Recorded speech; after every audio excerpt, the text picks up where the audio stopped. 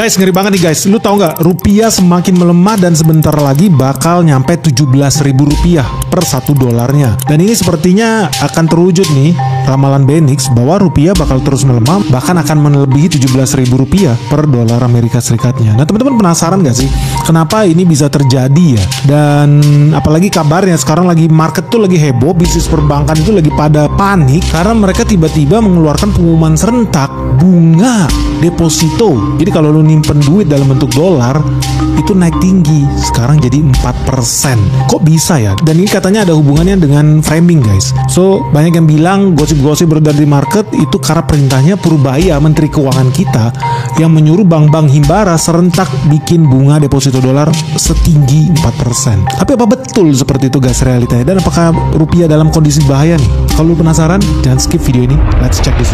Ada rupiah 4% gitu ya? Iya. Itu yang tanya-tanya orang nuduh saya tuh, itu kebijakan Menteri Keuangan, ya kan, mendikte perbankan untuk naikin bunga deposito dolar ke 4%. Agak dekat Pak, miknya agak ke 4%. Oh, suara kurang keras ya? Iya. Jadi nggak ada kebijakan seperti itu. Saya nggak pernah nyuruh Danantara atau keuangan atau bank untuk naikin bunga deposito seperti itu. Memang pernah diskusikan waktu itu, saya bilang di sana bahwa akan ada insentif ke pemegang falas supaya mindahin falas dari Singapura ke Indonesia, kira-kira gitu. Cuman itu masih belum selesai, masih ada risiko yang mesti dihitung, dan sepertinya pada waktu Presiden memerintahkan timnya untuk menghitung risiko yang mereka sebelumnya tidak hitung. Jadi itu belum selesai. Jadi Danantara juga mestinya sih Danantara akan memerintahkan perbankannya untuk melakukan praktek bisnis sesuai dengan kondisi pasar market base, jadi nggak akan intervensi secara langsung juga.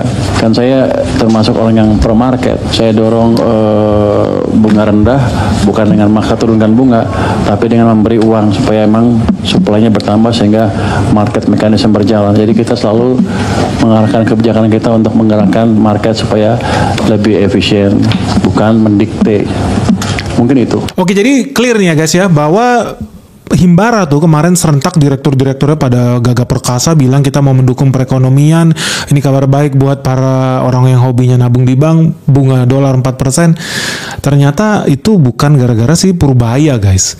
Jadi di sini Purbaya bantah kalau itu adalah hasil perintahnya dia, karena menurut gue juga agak aneh sih si Purbaya kok bisa-bisanya perintah-perintah bos-bos perbankan itu ya. Kan jabatan dia Menteri Keuangan doang, dia itu bukan owner bank-bank Mandiri, BRI, BNI itu kan bukan dia. Beda, pemegang saham terbanyak bukan si Purbaya. Purbaya mana bisa ngatur-ngatur. Ini gue agak bingung.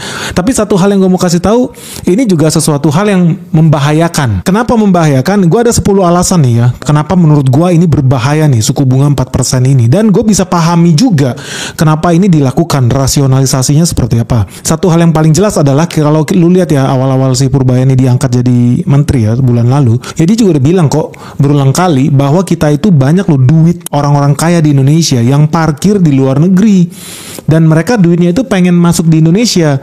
Dengan mekanisme apa kita lakukan? Apakah dengan pistol ditodongkan ke kepala mereka? Kan nggak mungkin. Kita bisa bawa pulang itu dengan mekanisme pasar. Salah satu hal yang paling logis dan juga bodoh dan tolol adalah naikin suku bunga ke 4%. Kenapa sangat logis tapi bodoh dan tolol? Pertama logis, karena kalau suku bunga di Indonesia lebih tinggi dibandingkan suku bunga nabung bank-bank di Singapura, udah pasti orang-orang kaya Indonesia, koruptor-koruptor Indonesia yang taruh duit di Singapura, itu duitnya pindah ke Indonesia karena bunganya lebih tinggi pasti. Bahkan orang asing pun rebutan, orang Australia, orang Amerika buat nabung di Indonesia kalau suku bunga kita sedemikian tinggi. So that's a good news. Iya, itu good news, itu logical, tetapi bahaya. Kenapa bahaya? Ini ada 10 alasan. Alasan pertama ya, ini bisa mendorong ya banyak pelaku usaha, pebisnis, bahkan karyawan di Indonesia yang selama ini punya tabungannya dalam bentuk rupiah, mereka bakal switching tabungannya dari rupiah ke dolar. Angka pengangguran menurun. Nah jadi saya bilang, kita harusnya menerima kenyataan penduduk kita ini hampir 70% miskin. Ya. Kau gunakan $2. Ya. Nah tinggal pemerintah bisa mengadministrasi keadilan sosial dengan baik berupa subsidi yang tepat sasaran. Ya. Misalnya dengan listrik, mungkin yang gas tuh udah nggak ada. Kalau ada gas oke, kita masih ada pakai gas, orang suka pakai gas. Di pasaran tidak ada gas yang berbeda subsidi dan non subsidi. Kalau ada disparitas harga, pasti fraud. Yes, pasti. Itu udah nggak usah berdebat, ilmu ekonomi dari jutaan tahun ya begitu. Jadi saya pikir Pak ya, kita nggak usah mempersoalkan, memperdebatkan garis kemiskinan. Faktanya rakyat susah dan miskin Pak. Betul. Ya teman-teman, kembali lagi bersama dengan saya di channel ini. Salam NKRI harga mati. Nah teman-teman, kita tadi melihat di sebuah cuplikan video yang dimana di sana tadi Bapak Presiden Prabowo menyampaikan ya, di saat dia berpidato bahwa menyampaikan tingkat kemiskinan di Indonesia sekarang adalah menurun. Nah teman-teman, kita bisa melihat dan menilai sendiri apakah benar apa yang disampaikan Bapak Presiden Prabowo pas dia pidato tadi, apakah itu betul kenyataannya saat ini tingkat kemiskinan semakin menurun. Nah teman-teman, ternyata ya justru kita membaca satu berita ya hari-hari ini bahwa apa yang disampaikan beliau tidak seperti yang menjadi kenyataan saat ini, karena Bapak Presiden mengatakan seperti itu, menyampaikan pernyataannya pas dia berpidato bahwa dia hanya mendapatkan itu laporan dari kepala BPS. Nah itu laporan yang disampaikan kepada beliau dan dia tidak langsung turun ke lapangan untuk survei. Nah sebenarnya kalau Bapak Presiden langsung turun ke lapangan untuk terjun melihat situasi dan keadaan bagaimana nasib masyarakat Indonesia saat ini, ya bisa dikatakan itu yang Bapak sampaikan tadi, kemiskinan menurun, maka sebaliknya, maka justru itu sebaliknya, terbalik ya, pernyataan Bapak itu terbalik. Nah kita melihat berita di sini bahwa dia di sini mengatakan justru Indonesia menduduki peringkat ke-7 pengangguran tertinggi di Indonesia di tahun 2025 ini. Nah Indonesia menempati posisi yang ke-7 di Asia dan pertama di Asia Tenggara sebagai negara ya dengan tingkat pengangguran tinggi mencapai 5% pada tahun 2025 ini. Nah artinya apa yang disampaikan tadi beliau adalah tidak seperti fakta di lapangan. Nah justru kita melihat bahwa banyak perusahaan-perusahaan yang tutup ya, dan banyak pengangguran yang terjadi di mana-mana. Nah sehingga pasti tingkat kemiskinan itu akan meningkat, dan karena tingkat pengangguran bertambah. Nah jadi seperti yang disampaikan di tahun-tahun yang sudah kita lewatin oleh Wapres Pak Gibran. Nah beliau mengatakan bahwa dia akan menciptakan lapangan pekerjaan sebanyak 19 juta. Nah kalau memang itu bisa dilakukan, itu sudah cocok sekali untuk situasi saat ini. Tapi berhubung itu masih belum bisa terlaksana, dan maka ya udah bisa dipastikan tingkat kemiskinan semakin bertambah dan semakin meningkat. Nah, jangan terlalu banyak program pemerintah yang harus dibuat itu, tetapi tingkat kemiskinan semakin meningkat. Nah sebenarnya pemerintah harus bisa juga memperhatikan bagaimana untuk menciptakan solusi atau sebuah solusi dalam mengatasi dan mencegah peningkatan kemiskinan ini yang terjadi di bangsa atau di negara Republik kita saat ini. Nah Wakil Presiden ya Republik Indonesia Gibran Raka Buming Raka beberapa waktu yang lalu menyoroti peluang puncak bonus demografi yang akan dihadapi Indonesia satu dekade mendatang ya, dalam sebuah video yang pada April lalu diunggah di YouTube ya, pribadi miliknya. Ya, dia mengunggah ya, dia sendiri yang mengunggah dan di akun YouTube-nya sendiri, teman-teman. Nah Gibran menyebut adanya potensi besar yang dimiliki bangsa Indonesia jika mampu memanfaatkan keunggulan jumlah penduduk usia produktif secara maksimal. Menurutnya Indonesia akan berada di puncak bonus demografi ya tersebut pada tahun 2023 dan 2045. Nah, oke, kita lanjut. Ya, berkaitan dengan pernyataan tersebut, jika bonus demografi Indonesia tidak dimanfaatkan dengan baik, ya maka akan menimbulkan dampak negatif berupa tingginya peningkatan pengangguran, ya, apalagi jika tidak diimbangi dengan lapangan pekerja yang memadai. Contoh yang disampaikan di sini adalah, ya, terlihat dari adanya 25.000 pencari, ya, pencari kerja, ya, memperebutkan 2.517 lowongan pekerjaan di Job Fair Bekasi beberapa waktu lalu. Nah, padahal Indonesia belum mencapai puncak bonus demografi, ya, di tahun ini, tetapi lautan pencari pekerjaan tidak sebanding dengan lowongan pekerja yang tersedia. Artinya lowongan pekerjaan lebih sedikit dibanding orang yang merebut pekerjaan, teman-teman. Artinya tingkat pengangguran udah semakin meningkat. Nah, dengan meningkat tingkat pengangguran, maka otomatis, ya, tingkat kemiskinan semakin bertambah. Nah, ya, orang bisa miskin, ya, karena dia tidak bekerja. Nah, bagaimana orang bisa bekerja? Ya, pemerintah tidak bisa menyiapkan lapangan pekerjaan bagi masyarakatnya. Nah, ya, per tahun 2025 mendekati tahun puncak bonus demografi internasional, ya, dalam World Economic, ya, Outlet edisi April tahun 2025 mencatat jumlah, ya, pengangguran di Indonesia mencapai 5%, ya, itu di tahun 2025 saja, teman-teman. Angka ini naik dari semula berada di angka 4,9%, ya, naik 1%, naik, ya, enggak sampai 1%, teman-teman, ya, pada tahun 2024, dan diprediksi akan terus naik menjadi 5,1%, dan di tahun 2026 Indonesia pun berada di posisi ke-7, ya, Asia sekaligus pertama di Asia Tenggara. Nah, ternyata tadi yang disampaikan oleh Bapak Presiden kita, Bapak Prabowo Subianto, mengatakan bahwa tingkat kemiskinan menurun. Nah, tapi ini sebuah pertanyaan, ya, yang benar mana?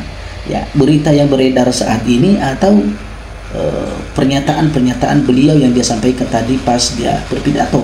Nah, tentu kita meyakini bahwa yang terjadi saat ini, yang kita alami, ya, tentu kita bisa melihat dengan mata kita sendiri bahwa pengangguran semakin bertambah, teman-teman, ya. Apalagi kondisi ekonomi saat ini sedang tidak baik-baik saja, ditambah dengan segala macam, ya, yang sedikit-sedikit dipajak, sedikit-sedikit bayar pajak. Nah, itu masyarakat saja belum kerja, ya, belum mendapatkan uang, dia sudah membayarkan pajak duluan, ya, seperti pajak rumah. Nah, sebenarnya, ya, masyarakat saja belum kerja, masih dalam keadaan pengangguran, ya, dia sudah disuruh untuk bayar pajak. Nah, termasuk, ya, pajak motor lah, pajak apalah. Nah, sementara dia masih posisi pengangguran, ya, pemerintah sudah menuntut harus bayar pajak. Nah, ini harus dipikirkan solusinya seperti apa nanti, ya. Ya, mudah-mudahan kita berharap kepada para pemerintah kita saat ini, mereka bisa menciptakan solusi-solusi yang sedang terjadi di negara kita saat ini. Nah, kita lanjut, teman-teman, ya. Secara nasional, data Badan Pusat Statistik atau BPS, ya, menunjukkan bahwa angka pengangguran di Indonesia hingga bulan Februari tahun 2025 mengalami peningkatan menjadi 7,28 juta orang atau di 4,76% dari angka kerja sebanyak 153,05 juta orang. Jumlah itu naik dari Februari tahun 2024 yang berjumlah, ya, 7,19 juta orang. Artinya ada peningkatan, ya, bahwa di bulan Februari tahun 2025, ya, peningkatan menjadi 7,28 juta orang atau 4,76% dari angka kerja sebanyak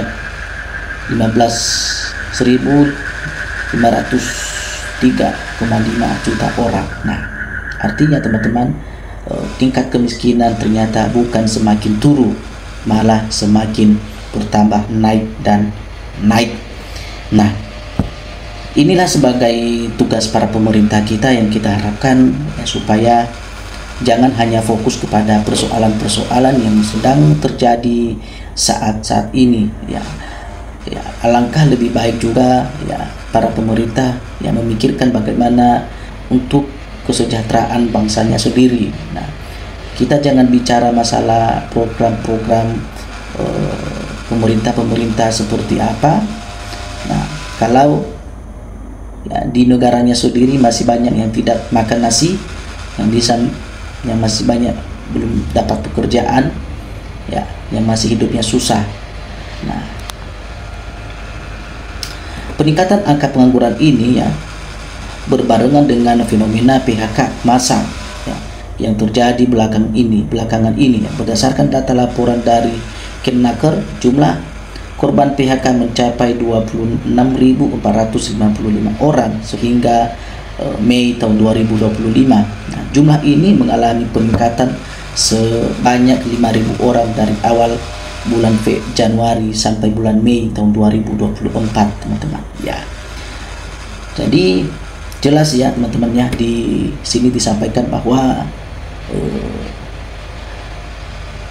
masa PHK terjadi ya di beberapa waktu yang lalu ya, sebanyak di mana nih ya, dari bulan Mei ya, dari bulan Januari sampai bulan Mei ya, sebanyak 26.455.000 orang ya terjadi PHK massal.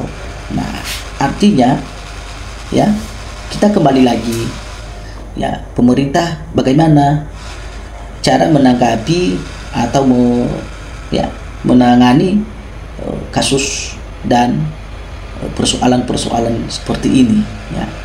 Ya, alangkah lebih baik pemerintah ya kalau bisa kepada Bapak Presiden Prabowo ya bisa langsung mengecek ya di lapangan seperti apa faktanya ya. Bapak jangan cuma dikasih laporan dari kepala BPS. Nah, Bapak bicaranya ya kuat-kuat, tapi fakta di lapangan tidak seperti itu, Bapak. Nah, semoga kita berharap Indonesia cepat pulih dan kembali normal seperti yang kita harapkan, teman-teman ya. Nah, kita melanjutkan lagi. Publik Indonesia memiliki referensi sendiri dalam memilih ya jenis sepeda motor yang digunakan berdasarkan survei yang dirilis. Sepeda motor sejenis kopi dan pilihan mayoritas masyarakat Indonesia dalam menjalankan aktivitas sehari-hari dengan proporsi sebanyak 84%.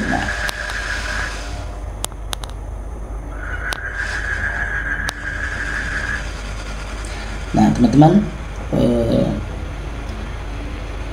kita tidak melanjutkan untuk membahas itu, tetapi kita kembali kepada topik dari awal bahwa apa yang disampaikan juga Pak Ahok tadi di video ini, dia memberikan saran ya supaya ada solusinya ya. Beliau tadi menjelaskan bahwa kalau tidak salah ya tentang ekonomi ya, saya kurang terlalu memperhatikan tadi, tapi yang jelas beliau ya orangnya cerdas dan beliau juga cukup memahami situasi ekonomi. Nah, teman-teman, silakan berikan komentar Anda di dalam kolom video ini supaya kita bisa saling bertukar pikir, teman-teman. Salam NKRI.